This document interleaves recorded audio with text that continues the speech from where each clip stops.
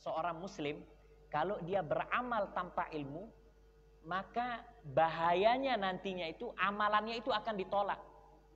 Kalau dia sholat tanpa ilmu, maka nanti bisa-bisa sholatnya itu ditolak. Kalau dia menunaikan zakat tanpa ilmu, maka bisa-bisa zakatnya itu akan tertolak. Karena bagaimana seseorang dia sholat kalau dia tidak belajar? Ya kan? Bagaimana seseorang nantinya dia akan berpuasa kalau dia tidak belajar? Makanya itu pentingnya orang pergi menuntut ilmu. Penting wajibnya orang pergi untuk menuntut ilmu. Itu penting. Tidak bisa sah sholatnya kalau dia tidak tahu rukunnya, dia tidak tahu syarat-syaratnya. Orang kalau mau sah sholat harus dia tahu rukun wudhu. Kalau dia mau sah wudhunya harus dia tahu rukun istinja. Nah itu ada urutannya, istinja, wudhu, mandi, kemudian juga sholat, nanti lalu terhubung dengan puasa. Itu semua harus kita wajib untuk kita ketahui. Karena kalau kita tidak mengetahui ilmu tentang amalan, maka amalan itu kemungkinan besar pasti akan tertolak.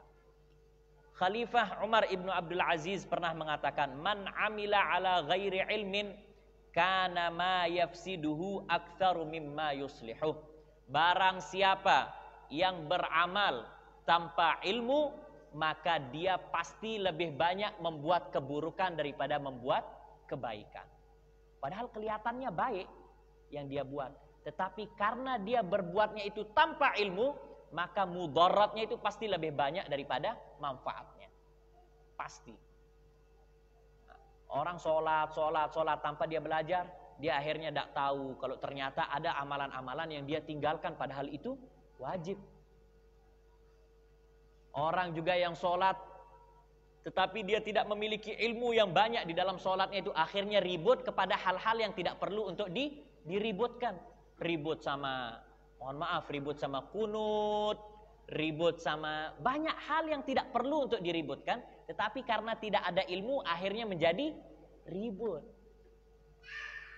Ribut sama kunut, ribut sama tasyahud, ribut sama cara duduk, ribut sama tangan, ribut sama hal-hal yang tidak perlu untuk diributkan. Kenapa?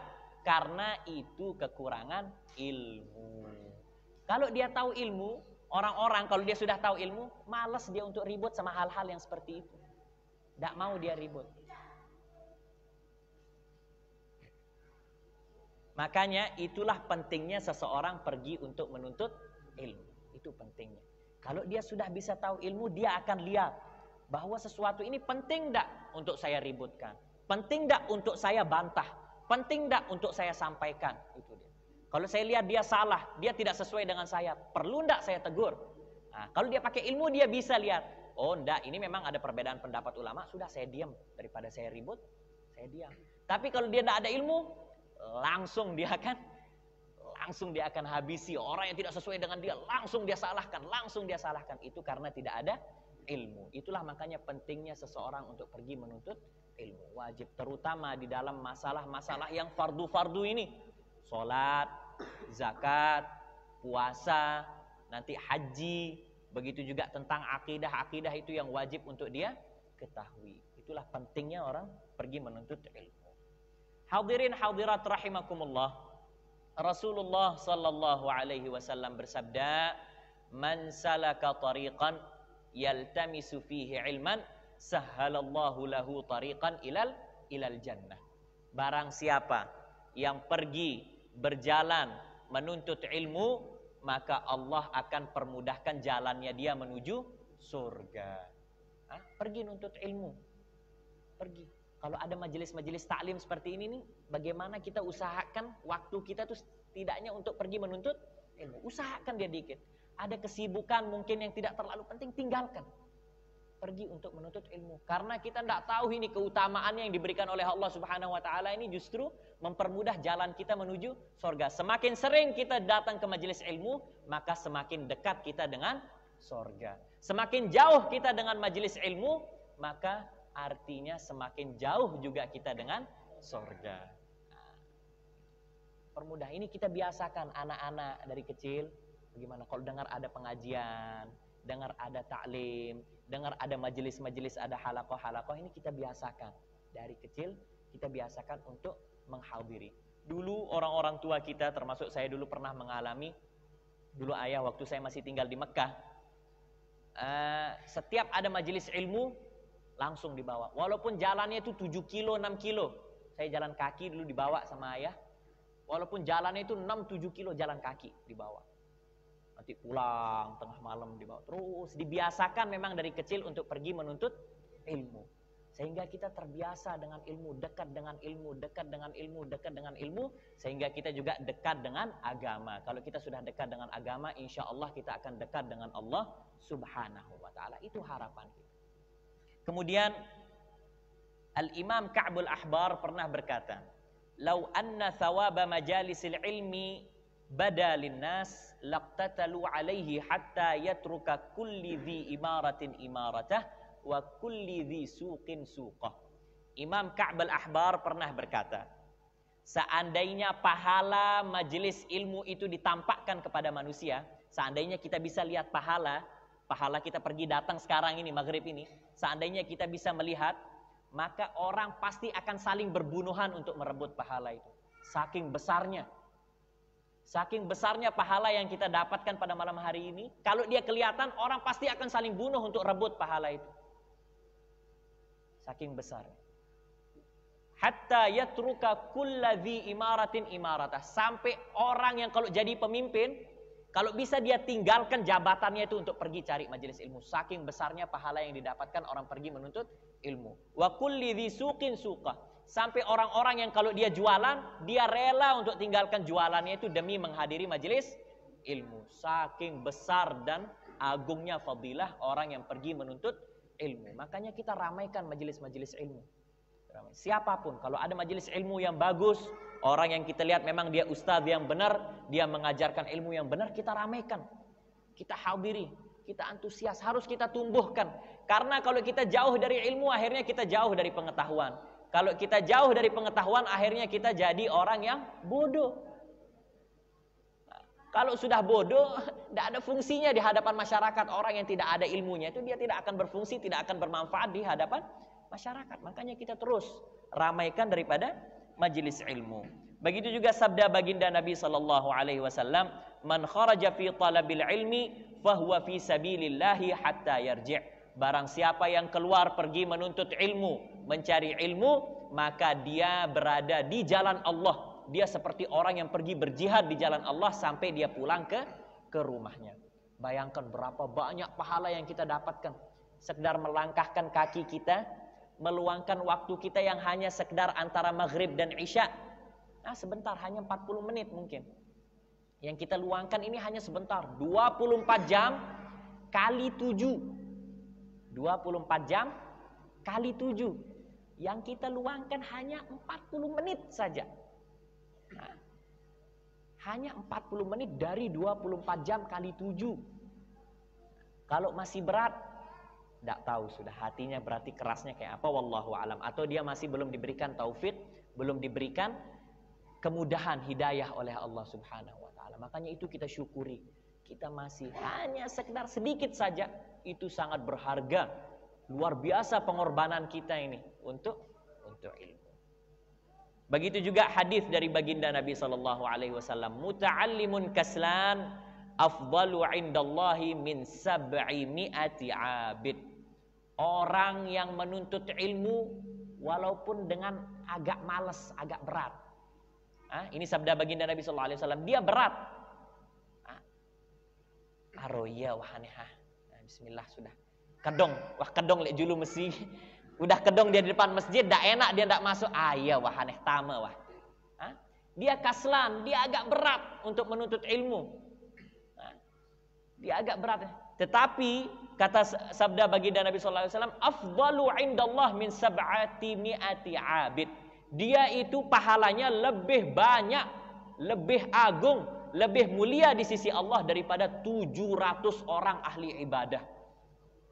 Orang yang nuntut ilmu dengan malas itu, dengan yang agak berat itu, dia pahalanya lebih besar dari 700 orang yang beribadah, rajin ibadahnya. Lebih besar. Terus kita mau sia-siakan ini hadirin hadirat, rugi kita. rugi. Sudah umur kita cuma 60-70 tahun. Kebaikan masih belum kita tahu, dia lebih banyak kebaikan atau na'udzubillah lebih banyak keburukan kita. Terus kita hanya sekedar untuk meluangkan 40 menit dari 24 jam kali 7 itu kita tidak mau. Na'udzubillah.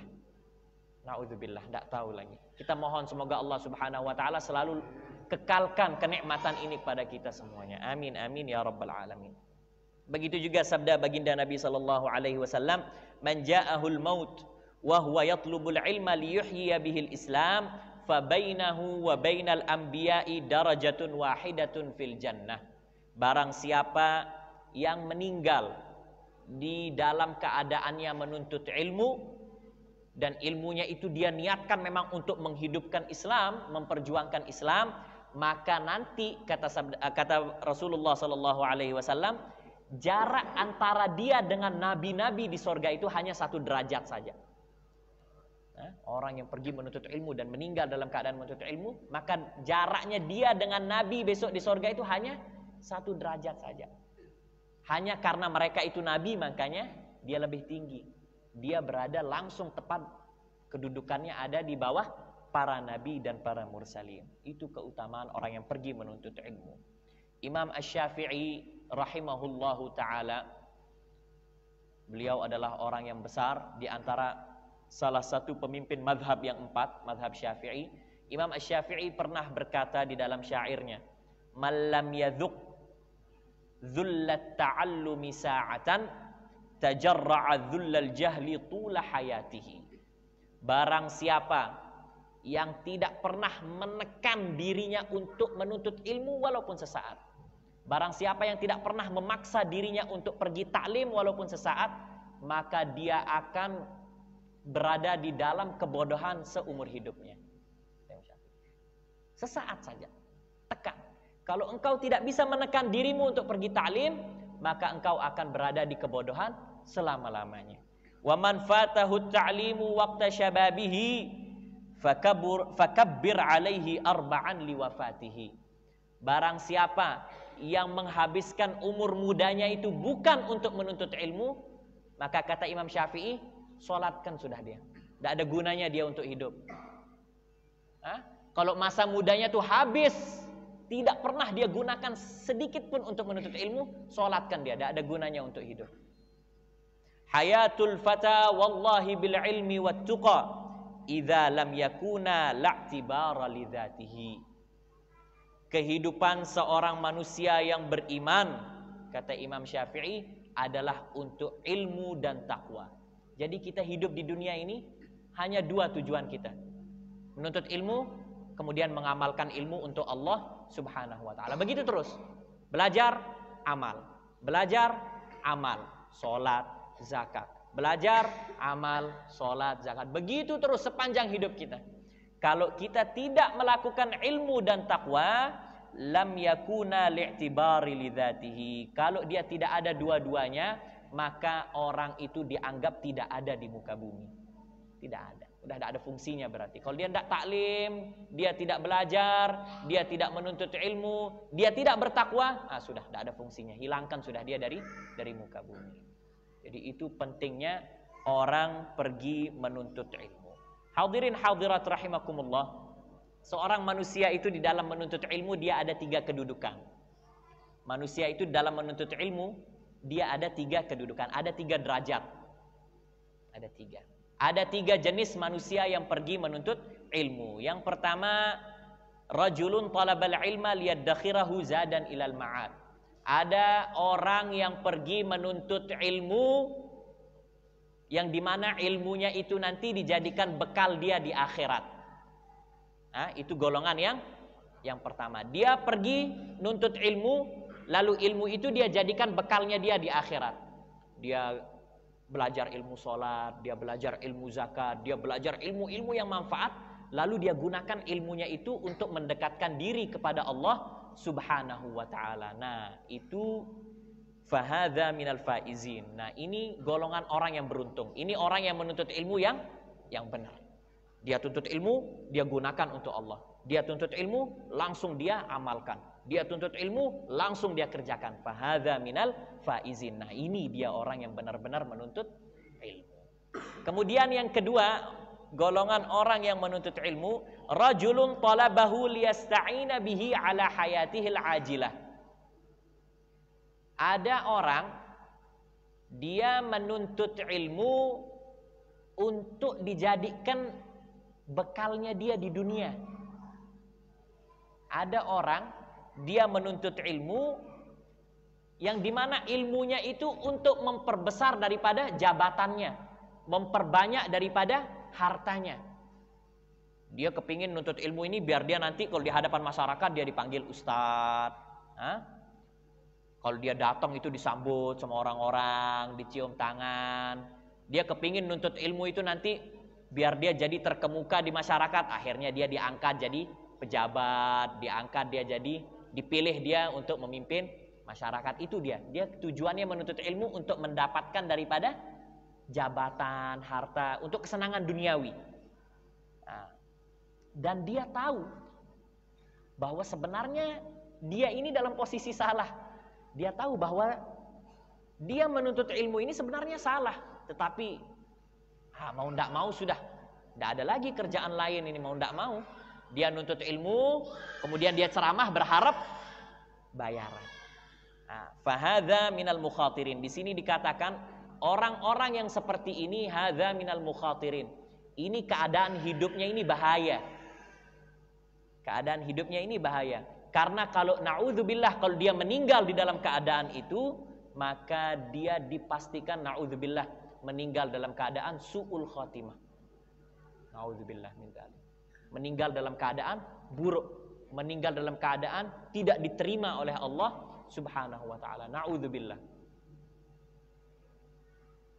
Tetapi kalau dia nantinya insya Allah dapat dia hidayah lalu dia bertaubat, maka insya Allah dia akan diampuni dan diberikan keselamatan oleh Allah Subhanahu wa ta'ala. Kemudian yang ketiga, golongan ketiga orang di dalam menuntut ilmu, wa rajulun tsalitsun istahwadza alaihi syaitan. Orang yang memang dia sudah dikuasai oleh syaitan. Ini golongan ketiga ini. Dia sudah dikuasai oleh syaitan. Sudah full. Dia tidak sadar bahwa yang dia lakukan ini merupakan suatu kesalahan. Kalau tadi yang kedua dia masih sadar, sehingga masih ada kemungkinan dia untuk taubat. Kalau yang ketiga ini tidak ada kemungkinan untuk taubat. Dia dirinya sudah dikuasai oleh syaitan. Fattakhadha ilmahu dzari'atan ila takatsuri bil mal. Maka dia jadikan ilmunya itu untuk memperbanyak harta. Sampai dia narif kalau pergi ceramah. Harus dibayar sekian, dia minta sekian, harus dijemput pakai ini. Kalau dia terbang harus pakai pesawat ini. Kalau dia makan, makanannya harus ini. Dia jadikan ilmu itu sebagai sarana untuk memperkenyang dan untuk mempersenangkan daripada syahwatnya. Ini golongan ketiga, na'udzubillah. Makanya Rasulullah SAW pernah bersabda, ana min ghairid dajjal akhwafu alaikum minad dajjal. Saya ini ada, kata Rasulullah SAW, sabda baginda Nabi SAW, ada sosok yang saya lebih takutkan daripada dajjal. Ada sosok yang saya lebih takutkan daripada dajjal. Padahal dajjal ini na'udzubillah bahayanya, fitnahnya itu luar biasa.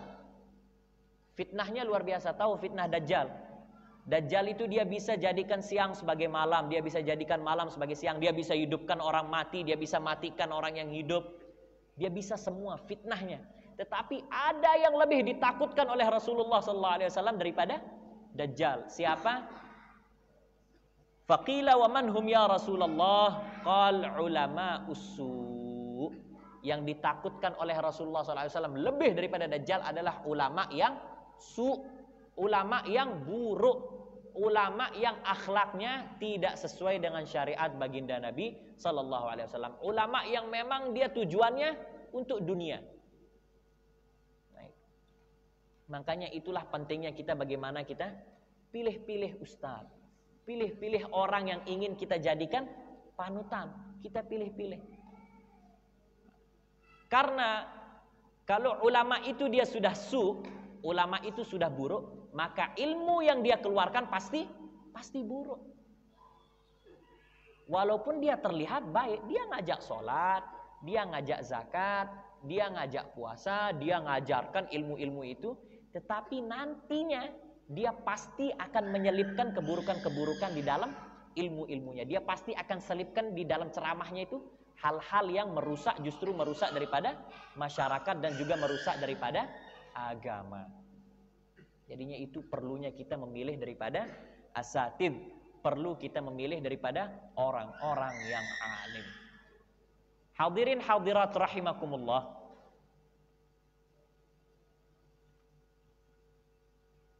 Orang yang pergi menuntut ilmu, ujiannya itu pasti banyak. Ujian orang yang pergi menuntut ilmu itu pasti banyak. Sudah siap ini, pakai baju takwa, sudah rapi, pakai kopiah, ibu-ibu sudah pakai mukena. Ada tamu datang, assalamualaikum. Tidak jadi pergi pengajian. Sudah siap. Terutama ini biasanya yang begini ini biasanya ustadznya. Siap, lebih banyak dia punya ujiannya. Lupa, ini penyakitnya ustadz ini. Penyakitnya ustadz kalau dia mau pergi ngisi pengajian tuh lupa, males.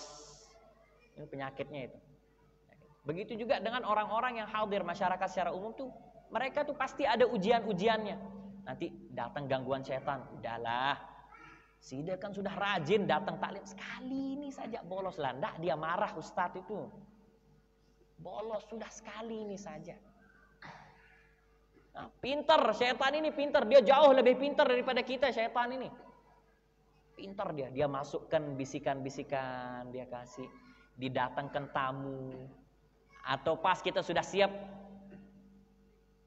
cetek TV sebentar, ada bola, nah udah tutup buku, nggak jadi pergi. Ada sinetron, ada macam-macam yang membuat kita jadi was-wasnya itu yang perlu kita kikis pelan-pelan. Memang susah, tapi harus kita lawan dia pelan-pelan, Oh enggak, kita coba kembalikan lagi kepada pikiran yang tadi. Sudah 24 jam kali 7, saya cuma minta 40 menit. Tidak sampai 1 jam. 40 menit saja kita luangkan untuk ilmu. Terus kita lawan. Insya Allah nantinya kalau orang sudah terbiasa, mau pengajiannya itu 2 jam, 3 jam, mau 5 jam, dia akan terbiasa dengan majelis ilmu. Jadi itu terus dia lawan. Terutama anak-anak. Anak-anak itu bagaimana diajarkan. Orang tua itu tidak apa-apa sedikit memaksa, tidak apa-apa. Jangan terlalu dipaksa. Anak-anak tidak boleh juga terlalu dipaksa. Tetapi sedikit dipaksa.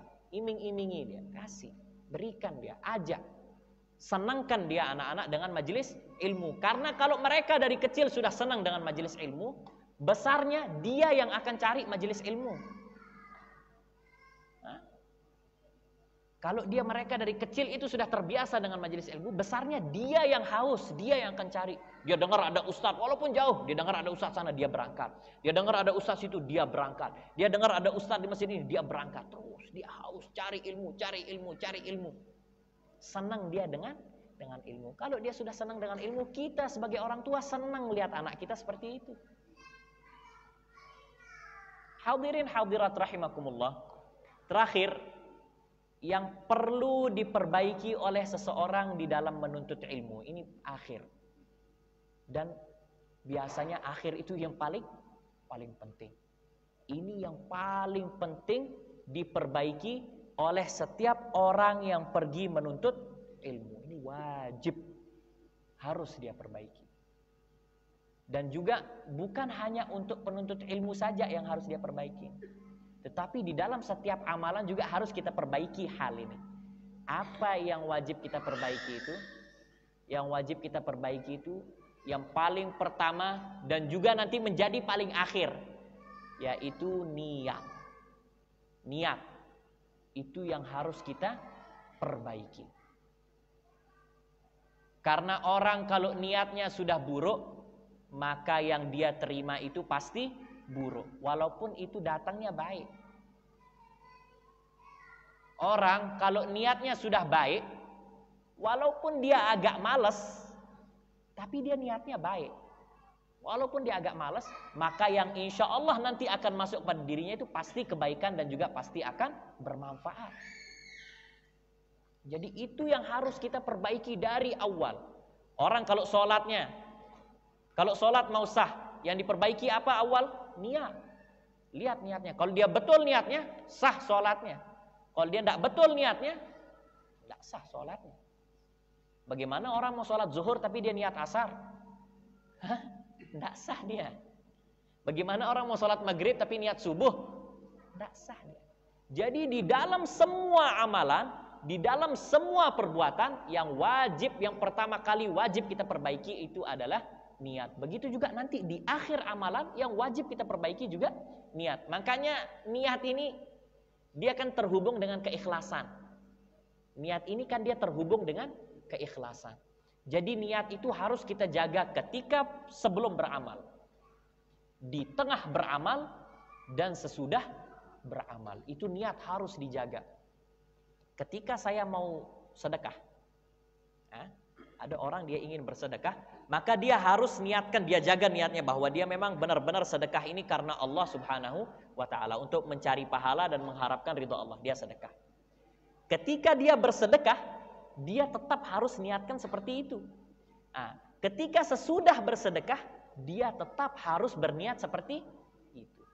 Karena kalau berubah niatnya walaupun setelah sedekah, maka berubah hasil daripada sedekahnya itu. Walaupun sudah puluhan tahun. Ada orang dia sumbang masjid ini. Sumbang masjid, dia kaya raya, dia sumbang masjid, dia bangun tiang menara. Kira berapa ratus juta, saya sudah sumbang menara. Diam, tidak pernah dia ungkit sama sekali. Sampai 25 tahun tidak pernah dia ungkit. Setelah 25 tahun, suatu hari datang tamu ke rumahnya. Assalamualaikum, salam, duduk ngobrol, apa kabar, sehat? Lah, bagusnya menara masjid itu, kata si tamu. Akhirnya dia ngomong, setelah 25 tahun ini dia nyumbang ini. Dia ngomong, iya dulu saya yang sumbang menara itu. Habis pahalanya.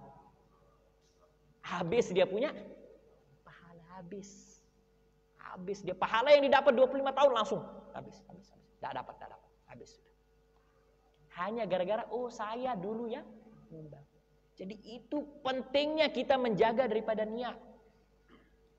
Kita kalau mau pergi niat taklim, pergi niat menuntut ilmu, kalau niatnya tadi naudzubillah seperti golongan yang kedua atau yang ketiga itu niatnya untuk memperbanyak daripada dunia, maka semua langkah kita itu dihitung keburukan, bukan kebaikan.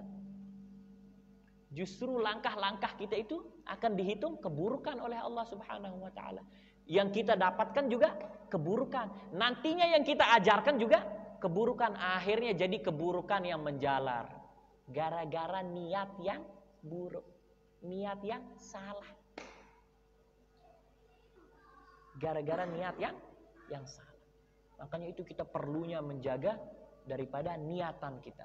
Menjaga. Kita pergi menuntut ilmu, ulama banyak mengajarkan kita bagaimana kita meluruskan niat-niat kita ketika pergi menuntut ilmu. Kita nuntut ilmu pertama untuk mengetahui ilmu agama. Yang paling pertama adalah untuk mencari ridha Allah.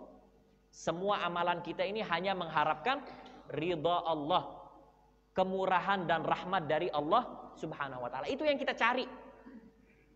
Nanti masalah ilmunya masuk atau tidak masuk itu belakang. Kita cari dulu pertama ridha Allah. Masalah ustadznya cocok, tidak cocok, dia bicaranya benar atau tidak, itu belakang. Kita yang pertama kali niatkan adalah ridha Allah Subhanahu wa ta'ala. Kemudian yang kedua kita niatkan bagaimana untuk mengamalkan daripada ilmu yang kita dapatkan. Kita niatkan untuk mengamalkan ilmu yang kita dapatkan. Karena percuma kita belajar kalau tidak mengamalkan. Man izdada ilman walam yazdad hudan, lam yazdad minallahi illa bu'dan. Barang siapa, sabda baginda Nabi SAW, dia bertambah ilmunya, rajin datang ilmu, tetapi tidak bertambah kebaikan yang dia buat, tidak bertambah daripada amalan yang dia buat, maka sebenarnya dia ini sekarang sedang menjauh dari Allah Subhanahu wa ta'ala. Banyak belajar, tetapi tidak banyak amal, berarti dia sedang menjauh dari Allah Subhanahu wa ta'ala. Inna asyaddan nasi azaban yaumal qiyamah alimun lam yanfa'ahu Allahu bi'ilmih. Sabda baginda Nabi, orang yang paling keras siksanya besok di akhirat adalah orang yang banyak mengetahui ilmu, orang yang alim tetapi ilmunya tidak bermanfaat. Tidak bermanfaat buat dirinya, tidak dia amalkan untuk dirinya, begitu juga tidak bermanfaat untuk orang, tidak dia ajak orang untuk berbuat kebaikan. Itulah orang yang paling keras siksanya besok di akhirat. Na'udzubillah min dzalik. Makanya itu kita niatkan untuk mengamalkan daripada ilmu. Kita niat amalkan dulu. Saya dapat ilmu tentang sedekah hari ini. Misalnya, saya dapatkan ilmu tentang sedekah. Bagaimana sekarang? Saya memperbanyak sedekah. Mulai pelan-pelan bersedekah. Saya hari ini mendapatkan tentang ilmu. Tentang fadilah. Nah, bagaimana kita rajin-rajin untuk menuntut ilmu. Kita dengar, mulai biasakan. Tidak bisa atau mungkin tidak ada majelis ilmu. Ya setidaknya kita melihat dari media-media yang ada, tetapi juga dengan melihat siapa orang yang menyampaikan. Walaupun dari HP kita lihat, kalau ustadznya benar, kita dengarkan, kita belajar. Gunakan dia untuk kebaikan. Nah, kemudian niatan yang ketiga, pertama tadi cari ridha Allah, kemudian niat mengamalkan, kemudian yang ketiga niat untuk menyampaikan. Niat untuk menyampaikan. Kita niat untuk sampaikan. Jangan simpan ilmu. Jangan pelit-pelit sama ilmu. Jangan simpan. Bagi ilmu itu. Kalau kita dapatkan kebaikan walaupun sedikit, sampaikan. Sampaikan mungkin istri kita yang tidak hadir, ajarkan dia sampai rumah. Tadi kumpulkan anak istri, duduk, langsung kasih tahu. Oh, tadi saya di masjid dapat hadis. Ada hadis dari Nabi bahwa barang siapa yang pergi menuntut ilmu, maka dia akan dipermudahkan jalannya menuju surga. Barang siapa yang pergi menuntut ilmu, maka dia akan dimudahkan untuk masuk surga. Terus dia diajarkan walaupun sekedar 1-2 hadis yang dia dapat di pengajian. Jangan simpen. Ini pergi menuntut ilmu, pergi ke masjid, pulang seperti orang tidak dapat apa-apa dari masjid. Diam sampai rumah tonton TV, udah kayak orang tidak manfaat. Ajarkan, kumpulkan anak, ajarkan. Oh tadi ayah dapat di masjid seperti ini. Oh tadi saya dapat di masjid seperti ini. Ajarkan, sampaikan. Balighu anni walau ayah. Sampaikan walaupun sekedar 1 ayat. Walaupun sekedar sepenggal ayat. Lah tadi saya tidak hafal ayatnya, tapi saya hafal artinya. Sampaikan artinya. Sampaikan. Agar nantinya apa yang kita dapatkan ini menjadi manfaat buat kita. Kalau dia sudah manfaat untuk kita, maka nanti Allah pasti akan melipat gandakan nikmat itu. Kalau kita semakin mengajarkan ilmu, maka Allah nanti akan ajarkan kita lagi ilmu-ilmu yang belum kita dapat. Tetapi kalau ilmu itu mentok di kita, tidak akan diberikan sama Allah Subhanahu wa taala. Habis. Ini air full. Ini air full, tidak kita bagi keluar. Bagaimana mau masuk air? Tidak bisa masuk air. Caranya untuk kita masukkan air yang lain adalah dengan kita bagi dia keluar. Ajarkan dia ke orang. Ajarkan dia ke orang. Kita akan dapatkan nanti ilmu-ilmu yang lain yang belum kita dapatkan. Makanya kita berdoa kepada Allah Subhanahu wa taala, kita selalu memohon kepada Allah Subhanahu wa taala semoga kita diberikan taufik oleh Allah Subhanahu wa taala, diberikan hidayah oleh Allah Subhanahu wa taala untuk kita dipermudah langkah-langkah kita menuju kebaikan, dipermudah langkah kita menuju majelis ilmu, dipermudah langkah kita menuju khairat dan rahmat-rahmat Allah Subhanahu wa taala. Amin amin ya rabbal alamin. Insyaallah malam Sabtu depan kita akan membahas tentang puasa. Karena berhubung kita dekat dengan puasa, maka kita akan membahas sedikit tentang puasa dan nanti insyaallah kalau ada waktu kita akan sedikit membahas tentang zakat. Tapi yang pastinya puasa dulu, insyaallah nanti kalau ada jeda mungkin di minggu terakhir kita akan sedikit membahas tentang zakat fitrah terutama yang paling utama. Insyaallah ta'ala. Semoga Allah Subhanahu wa ta'ala berkahi kita semua, panjangkan umur kita dalam kebaikan, diberikan keistiqamahan oleh Allah Subhanahu wa ta'ala, dan insyaallah selalu di dalam hidayah dan rahmat Allah Subhanahu wa ta'ala. Amin amin ya rabbal alamin. Ini saja yang dapat saya sampaikan. Kurang lebihnya saya mohon maaf kalau mungkin ada kesalahan di dalam berbicara, mungkin ada sedikit ketidaksopanan di dalam berbicara, itu memang daripada kekhilafan dan kekurangan saya meminta maaf kepada para hadirin hadirat orang-orang tua kami sekalian. Demikian, wabillahi taufiq wal hidayah. Assalamualaikum warahmatullahi wabarakatuh.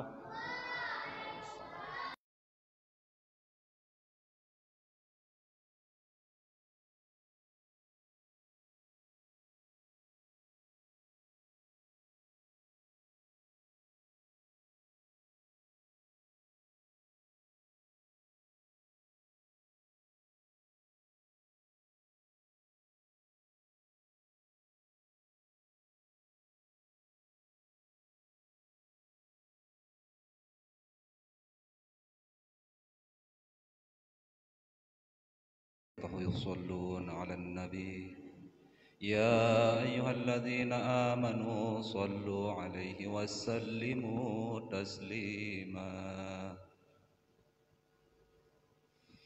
الله أكبر الله أكبر الله أكبر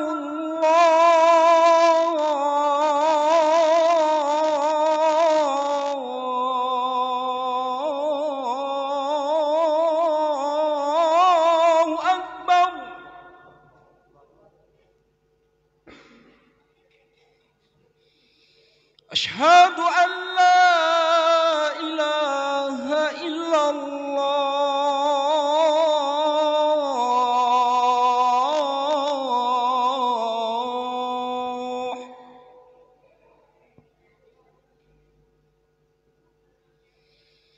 أشهد أن لا إله إلا الله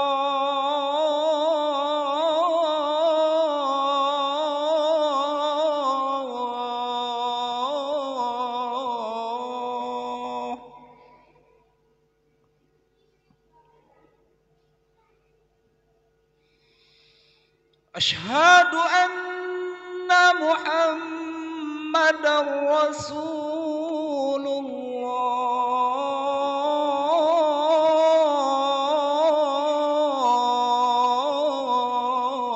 الله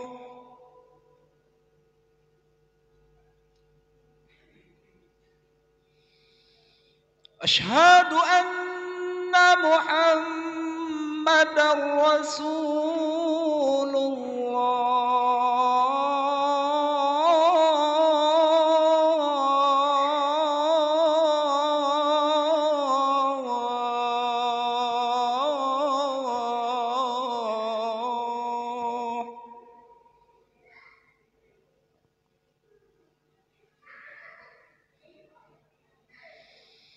حي على الصلاة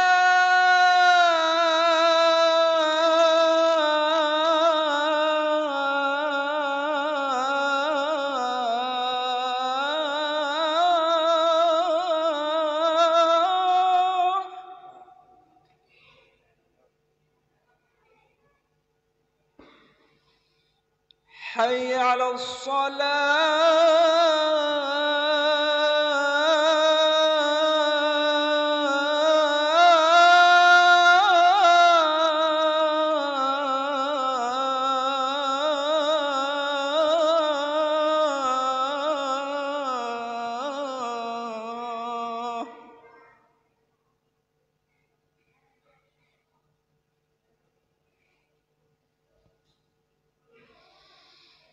حي على الفلاح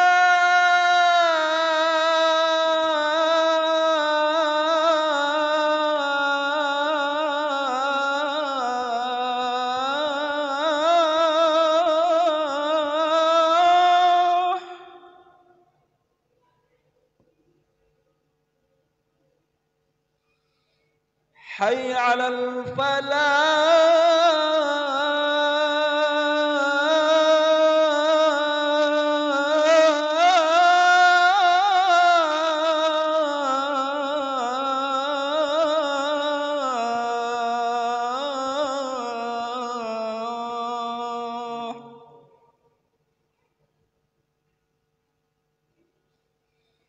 الله أكبر الله أكبر لا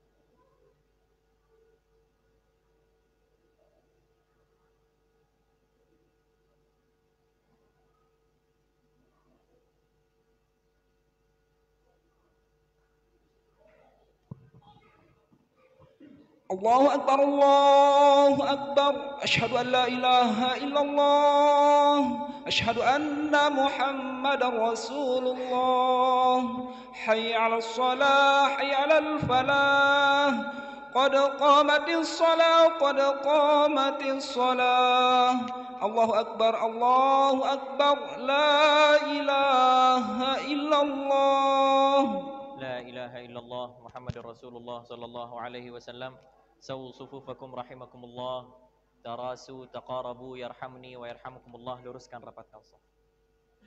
A'udzu billahi minasyaitonir rajim. Bismillahirrahmanirrahim. Shalli fardal isya. Allahu akbar.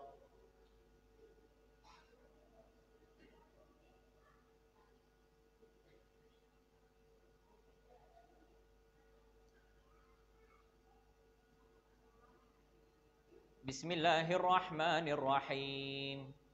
Alhamdulillahi rabbil alamin. Ar-Rahmanir Rahim. Maliki yaumiddin. Iyyaka na'budu wa iyyaka nasta'in. Ihdinas siratal mustaqim. Siratal ladzina an'amta 'alaihim ghairil maghdubi 'alaihim waladdallin.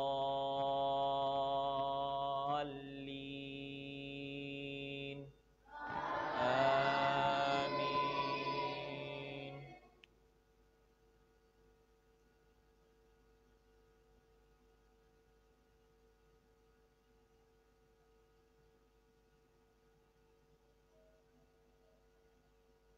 Lillahi ma fis samawati wa ma fil ard. وَإِن تُبْدُوا مَا فِي أَنفُسِكُمْ أَوْ تُخْفُوهُ يُحَاسِبْكُم بِهِ اللَّهُ فَيَغْفِرُ لِمَن يَشَاءُ وَيُعَذِّبُ مَن يَشَاءُ وَاللَّهُ عَلَى كُلِّ شَيْءٍ قَدِيرٌ آمَنَ الرَّسُولُ بِمَا أُنزِلَ إِلَيْهِ مِن رَّبِّهِ وَالْمُؤْمِنُونَ كل آمن بالله وملائكته وكتبه ورسله لا نفرق بين أحد من رسله وقالوا سمعنا وأطعنا غفرانك ربنا وإليك المصير. الله أكبر.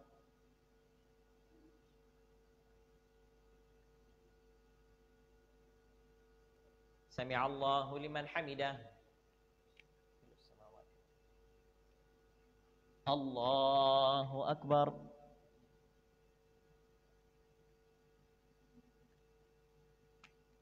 الله أكبر.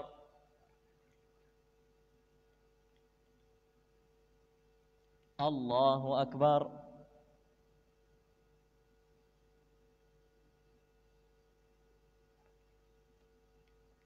الله أكبر. بسم الله الرحمن الرحيم. الحمد لله رب العالمين. الرحمن الرحيم. مالك يوم الدين. إياك نعبد وإياك نستعين. اهدنا الصراط المستقيم. صراط الذين أنعمت عليهم غير المغضوب عليهم ولا الضالين.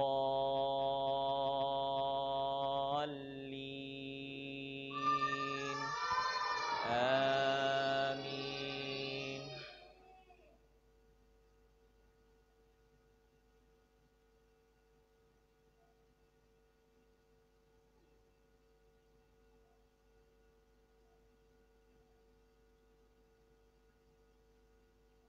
لا يكلف الله نفسا إلا وسعها لها ما كسبت وعليها ما اكتسبت ربنا لا تؤاخذنا إن نسينا أو أخطأنا ربنا ولا تحمل علينا إصرا كما حملته على الذين من قبلنا ربنا ولا تحمل حملنا ما لا طاقة لنا به واعف عنا واغفر لنا وارحمنا أنت مولانا فانصرنا على القوم الكافرين. الله أكبر.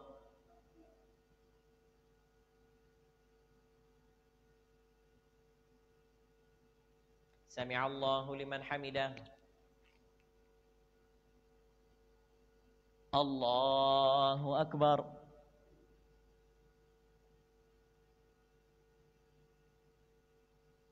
الله أكبر.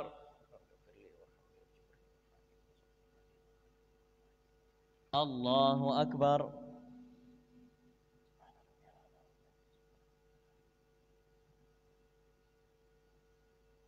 الله أكبر.